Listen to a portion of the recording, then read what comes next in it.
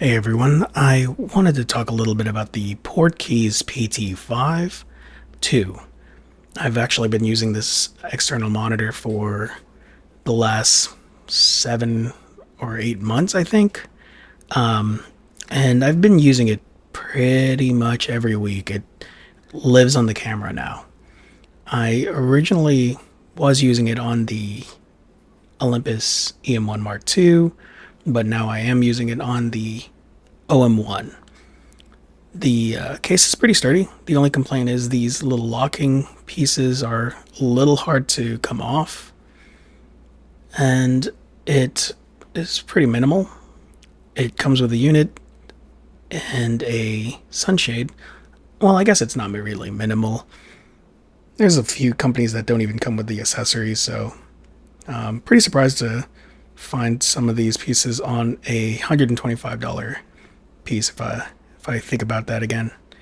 The sunshade is, the monitor is no bigger than my phone. I have an iPhone 11, I think, and it is definitely lighter than my phone, and it's just a little thicker. The added width would probably be from the is from the sunshade holder things, which they actually come off. They come off pretty easily.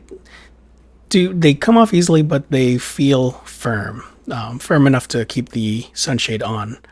One other thing that is really impressive is this monitor mount. It's actually one of my favorite monitor mounts that I've ever felt. It's smooth to swivel and easy to tighten. I will probably be using this on other monitors if I decide to move on from this one, but so far I'm very happy with it. The main thing that separates photo cameras and cinema cameras are the feature tools that are built into cinema cameras. And for $125, you actually have something that bridges that gap pretty nicely.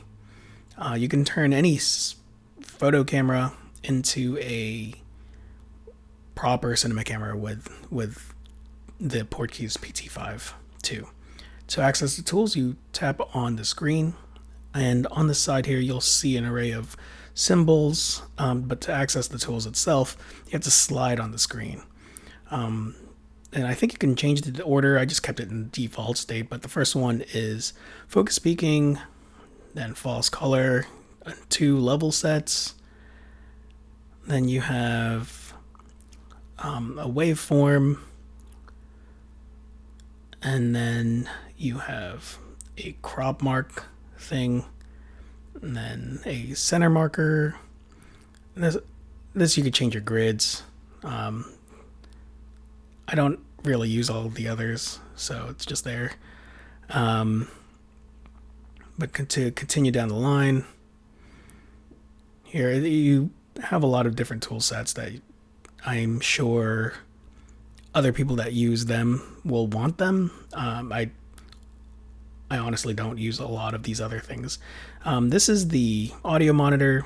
Now, this has the same problem as the Ninja, which, now don't freak out, that's normal. It does that. I've been doing that for the last 7 months, but to access the menu would appear on here. But like I said, it has the same problem with the Adamus, where you have to change it to 16-bit for you to be able to read the audio. So it's is definitely a problem with OM, with the camera, and not the device itself. So if you see here, just switch back to 16-bit, and then bam, you have audio. Audio monitoring. And going back down the line, the last thing you have is the LUT cube, so you can actually install your own LUTs, which is awesome. Now, it does take a regular Sony NPF battery, and to update the firmware as well as um, install the LUTs. You use this USB. I haven't done that yet. I'll probably do that soon and maybe do an updated video or something. It has 5-volt out, so I wanted to try and see if this was actually going to power the camera.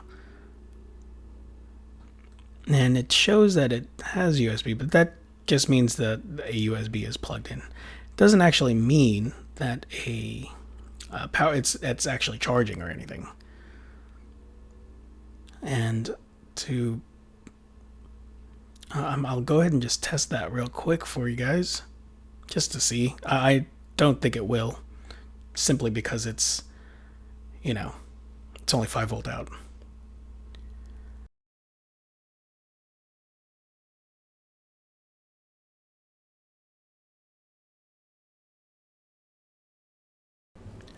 And it definitely doesn't work. I hope this helps. Thanks for watching and have a great day.